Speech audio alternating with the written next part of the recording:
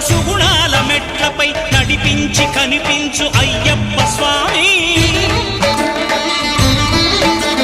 మకర సంక్రాంతి సజ్జోతివై అరుదెంచి మహిమలను చూపించు మణికంఠ స్వామి. కర్మబంధము బాపు ధర్మశాస్త్ర